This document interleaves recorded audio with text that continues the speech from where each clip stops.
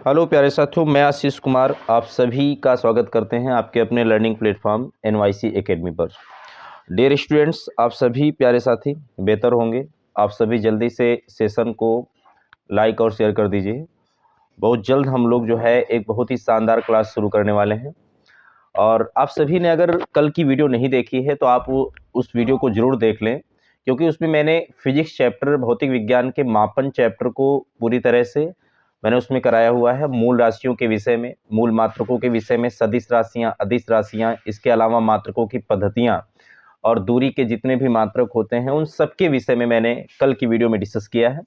आप सभी वो वीडियो जरूर देख लें। और आज की जो वीडियो है आप सभी स्क्रीन पर देख रहे होंगे कि हम लोग बहुत ही शानदार तरीके से आज की इस क्लास में फिजिक्स के मापन चैप्टर के टॉप 10 जो एमसीक्यू प्रश्न हैं भौतिक विज्ञान के, उनको हम लोग पढ़ने वाले हैं और एक बिल्कुल संभावित प्रश्न है जो आपके एग्जाम में आने वाले हैं। और आप सभी जो है बस हमारे साथ बने रहिए और हम लोग जल्दी से जो है सेशन को शुरू करते हैं। और आप सभी जो भी प्यारे साथी चैनल पर नए हैं तो प्लीज़ चैनल को सब्सक्राइब जरूर कर लें। दोस्तों, कहा जाता है कि मंजिल पर सफलता का निशान चाहिए, होठों पर खिलती हुई मुस्कान चाहिए, बहलने वाले नहीं हम छोटे से टुकड़े से, हमें तो पूरा का पूरा आसमान चाहिए। तो बिल्कुल आप सभी जो है मेहनत करते रहें और प्रयास करते रहें। सफलता बहुत जल्द आपको मिलने वाली है, बहुत जल्दी सफलता मिलेगी। बस आप अपने मेहनत को जो है लगातार कंटिन्यू जारी रखें, ठीक है। अगर आपका सिलेबस कंप्लीट भी हो गया है कॉम्पिटिटिव एग्जाम का तो रिवीजन को स्टार्ट करते रहें। ऐसा नहीं कि जब परीक्षा आएगी तो फिर हम एक महीने पढ़ लेंगे, नहीं। देखो, जो लगातार चलेगा, जो लगातार पढ़ाई करेगा, सफलता उसी को मिलेगी, ठीक है। अब इसके बाद हम लोग बढ़ते हैं। देखो, आज के जो क्वेश्चन है उनको लेते हैं। तो प्यारे साथियों, सबसे पहला प्रश्न बहुत ही बेहतर है आपके सामने और कल की क्लास में ये सब कुछ मैं पढ़ा चुका हूँ। आप अगर चैनल पर नए हैं तो प्लीज़ आप कल की वीडियो भी देख लें, उसका लिंक जो है इस वीडियो के डिस्क्रिप्शन बॉक्स में मिल जाएगा आपको। पारसेक एवं प्रकाश वर्ष ये किसकी इकाई हैं? आपसे मात्रक पूछ रहे हैं, किसके मात्रक हैं? इकाई का मतलब यूनिट मात्रक होता है। तो यहाँ पर एक मात्रक आपको दिया है पारसेक और दूसरा दिया है प्रकाश वर्ष। हमसे ये पूछा जा रहा है कि ये दोनों किसके मात्रक हैं। अब आपके सामने विकल्प हैं समय, चुंबकीय बल की, प्रकाश एवं चमक की और दूरी की। तो ये जो इकाई होती है पारसेक एवं प्रकाश वर्ष, ये दूरी की इकाई होती है। तो यहाँ पर इस प्रश्न में आपका जो बिल्कुल सही विकल्प होगा वो डी विकल्प बिल्कुल सही हो जाएगा, ठीक है। अब देखिए, अगर हम दूरी की बात करें, डिस्टेंस डिस्टेंस की बात कर लें हम लोग, तो कल की वीडियो में हम लोगों ने पढ़ा भी था दूरी के विषय में। तो दूरी के मात्रक जो है, एक तो प्रकाश पारसेक होता है, दूसरा प्रकाश वर्ष होता है। एक मात्रक इसका दूरी का और भी होता है, खगोलीय मात्रक एयू होता है, मैंने आपको पढ़ाया हुआ था। इसके अलावा अन्य भी मात्रक होते हैं, जैसे फर्मी होता है। फर्मी सबसे छोटा मात्रक माना जाता है। तो एक फर्मी में 10 की पावर माइनस के 15 मीटर होते हैं। ये सब बातें भी नोट करते जाएंगे, ठीक है। फर्मी में 10 की पावर माइनस 15 मीटर। और ये नाभिक की त्रिज्या भी होती है। एग्जाम में क्वेश्चन पूछ लेता है नाभिक की त्रिज्या या नाभिक का आकार कितना होता है, 10 की पावर माइनस 15 मीटर, एक फर्मी के बराबर होता है लगभग। परमाणु का जो आकार होता है, अगर परमाणु का आकार पूछा जाए तो वो 10 की पावर माइनस 10 मीटर होता है, एक एंगस्ट्राम। अन्य भी मात्रक होते हैं, जैसे एंगस्ट्राम की बात करें हम लोग, एंगस्ट्राम। अब एक एंगस्ट्राम जो होता है ये होता है 10 की पावर माइनस के 10 मीटर के बराबर होता है, 10 की पावर माइनस 10 मीटर। और हम लोग माइक्रोन की बात करें, एक अन्य मात्रक है एक माइक्रोन। तो साथियों, एक माइक्रोन में 10 की पावर माइनस के 6 मीटर होते हैं। तो इतनी बातें आप बिल्कुल अच्छे तरीके से याद रखेंगे। हम लोग नेक्स्ट क्वेश्चन लेते हैं। अगला क्वेश्चन आपके सामने क्या है? अगला क्वेश्चन है, एक माइक्रोन बराबर है। तो अभी तो मैं इसको आपको बता के आ रहा हूं कि एक माइक्रोन किसके बराबर होता है।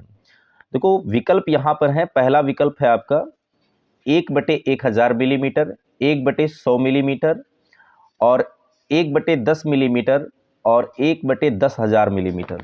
सबसे पहले ये समझ लेते हैं कि मिलीमीटर में कितने मीटर होते हैं। तो एक मिलीमीटर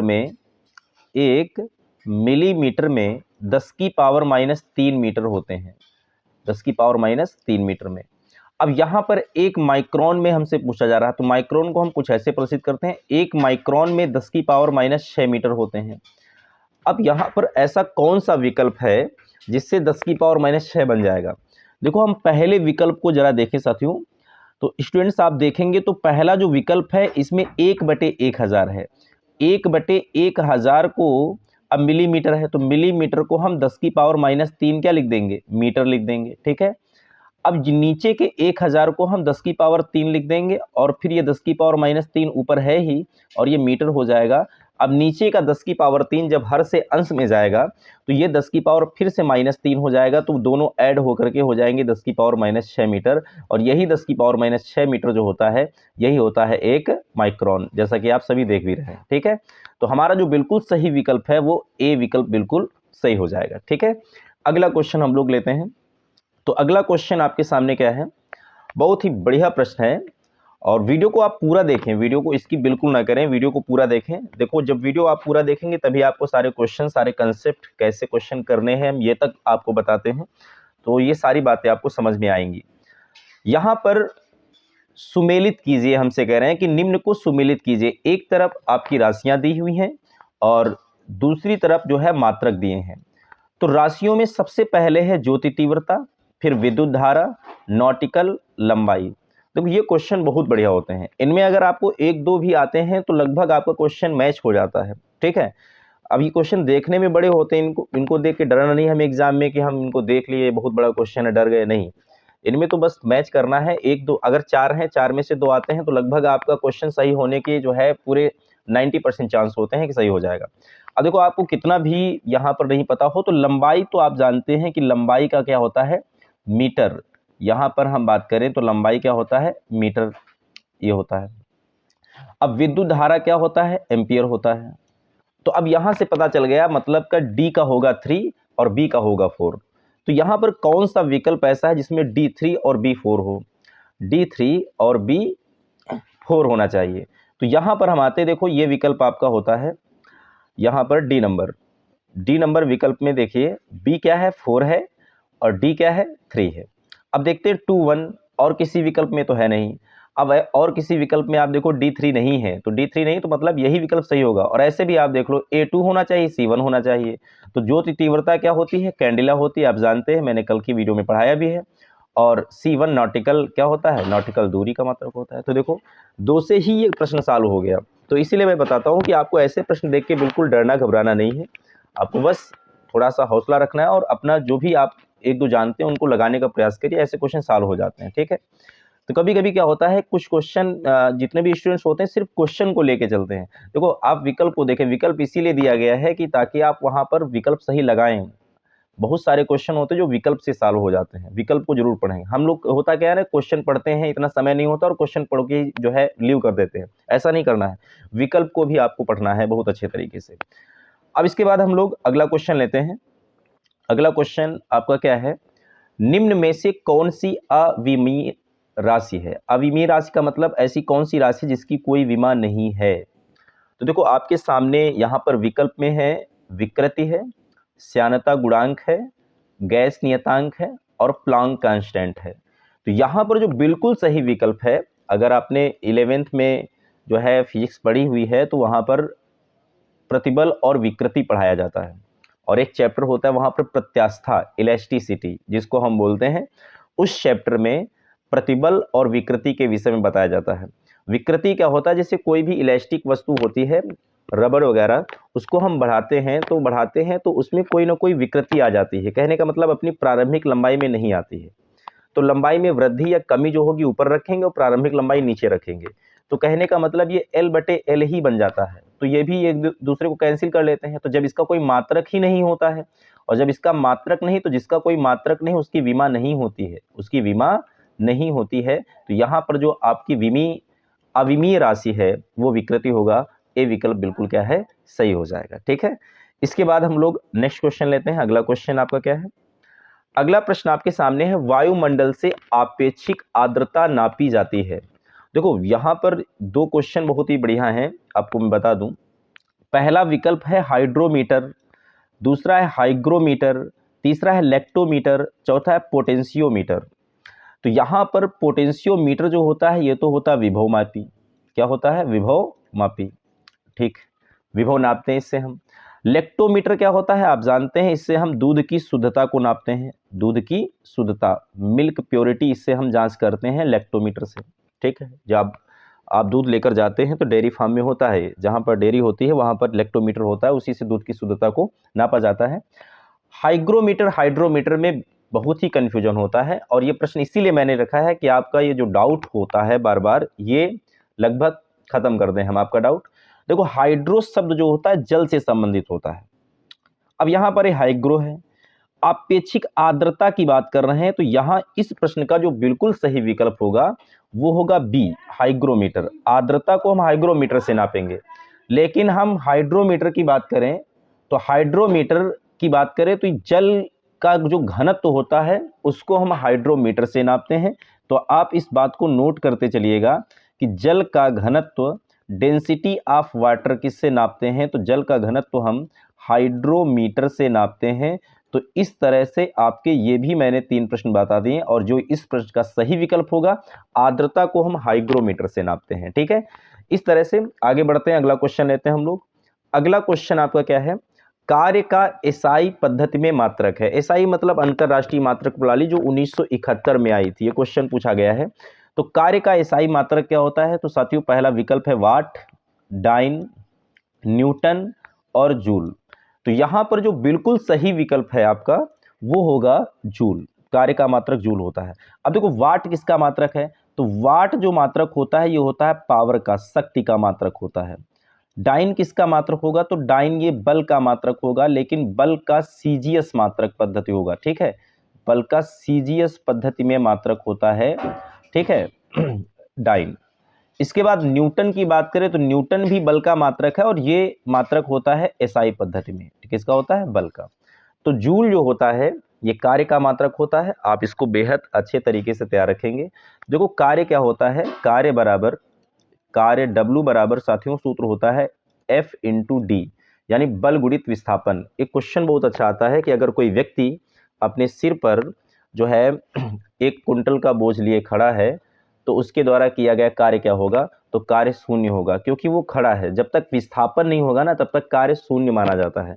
विस्थापन होना चाहिए। ठीक है, विस्थापन नहीं करेगा तो वर्क क्या होगा, 0 हो जाएगा। ठीक है, इसके बाद हम लोग अगला क्वेश्चन लेते हैं। अगला क्वेश्चन आपका क्या है कि अदिश राशि हमसे पूछ रहे हैं। अदिश राशि है बल आघूर्ण, संवेग, उपर्युक्त सभी, ऊर्जा।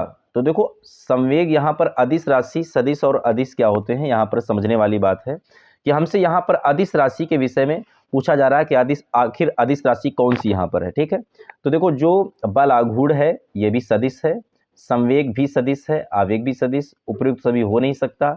ठीक है, ऊर्जा जो है ये अदिश राशि होती है। ठीक है, ऊर्जा और कार्य जो होते हैं अदिश राशि। तो बिल्कुल सही विकल्प हो जाएगा ए विकल्प। अगला क्वेश्चन हम लोग लेते हैं। अगला क्वेश्चन है, ध्वनि की तीव्रता को मापने वाला यंत्र क्या होता है।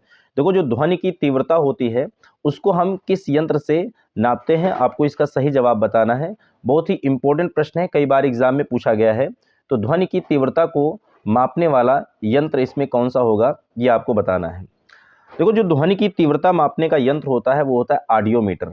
ऑडियो शब्द आप सभी जानते हैं कि इससे हम ध्वनि की तीव्रता को क्या करते हैं, नापते हैं। तो डी विकल्प बिल्कुल क्या हो जाएगा, सही हो जाएगा। ठीक है, नेक्स्ट क्वेश्चन, अगला क्वेश्चन लेते हैं हम लोग। अगला क्वेश्चन है आपका कौन सा सुमेलित नहीं है। देखो, अमीटर विद्युत धारा सही है, तो एनीमोमीटर वायु की चाल ये भी सही है, पायरोमीटर से उच्च ताप नापते हैं ये भी सही है, टैक्योमीटर से क्या नापते हैं, दाबांतर, तो यही विकल्प आपका गलत है। टैक्योमीटर से हम किसी भी वस्तु के चक्रण की गति हम नापते हैं। तो टैक्योमीटर से हम क्या नापते हैं, वस्तु के चक्रण की गति। तो चक्रण की गति, तो इसको नोट कर लीजिएगा। इससे हम दाबांतरण नहीं नापते हैं। तो यही विकल्प आपका सही है, क्योंकि क्वेश्चन में पूछ रहा कौन सा सुमेलित नहीं है। यही चीजें आपको ध्यान देनी। कभी कभी हम लोग नहीं वर्ड को नहीं जो है ध्यान दे पाते हैं, और कौन सा सुमेलित है पहला पढ़ा अमीटर विद्युत धारा, हाँ सही यही है। ठीक है, क्योंकि पॉजिटिविटी इतना ज़्यादा बढ़ जाती है कि हमें पॉजिटिव ही दिखाई देता, फिर नहीं सब दिखाई नहीं देता है। और एग्जाम में ऐसे प्रश्न आते हैं 4 से 5, और मोस्टली होता है कि बच्चे जो है 1 से 2 क्वेश्चन पक्का है वो जो है ऐसे में गलत हो जाते हैं। तो आपको ये बहुत अच्छे तरीके से बातें ध्यान देनी है, गलती नहीं करनी है। तो वस्तु के चक्रण की गति को हम टैक्योमीटर से नापते हैं, दाबांतर को नहीं नापते। तो यहाँ पर जो है डी विकल्प सुमेलित नहीं, और यही हमारा सही विकल्प हो जाएगा। ठीक है, अगला क्वेश्चन हम लोग लेते हैं। अगला क्वेश्चन आपके सामने क्या है, कौन सा सुमेलित नहीं है? फिर से डेसिबल ध्वनि की तीव्रता सही है, अशुशक्ति शक्ति का ये भी सही है, समुद्री मील नौ संचालन, सेल्सियस ऊष्मा की इकाई। तो इसमें से आपको बताना है कि कौन सा सुमेलित नहीं है। देखो डेसिबल से हम ध्वनि की तीव्रता तो नापते हैं, ये बिल्कुल क्या है सही जवाब आपका होगा कि डेसिबल से हम क्या नापते हैं? ध्वनि की तीव्रता को नापते हैं। अब यहाँ पर अगला जो विकल्प आता है अशुशक्ति शक्ति का मात्रक, ये भी होता है, एक अशुशक्ति में 746 वाट होते हैं, समुद्री मील नौ संचालन ये भी सही है, ठीक है। लेकिन सेल्सियस जो होता है ताप की इकाई होती है, उष्मा की इकाई नहीं होती है, तो आपका यही विकल्प सुमेलित नहीं है। विकल्प डी बिल्कुल क्या हो जाएगा? सही हो जाएगा। तो आज की क्लास का अंतिम प्रश्न हम लोग लेते हैं। अंतिम प्रश्न क्या है? सुमेलित कीजिए, सूची फर्स्ट है और सूची सेकंड है, इसको सुमेलित करना है, फिर आपको सही जवाब बताना है। देखो मैंने बताया ना, ये प्रश्न बहुत अच्छे तरीके से, बहुत सिंपल तरीके से हो जाते हैं। देखो आपने अगर पढ़ा है इसमें बाइट शब्द, तो बाइट कंप्यूटर से संबंधित है, यानी कि बी का ऑप्शन B4 होगा।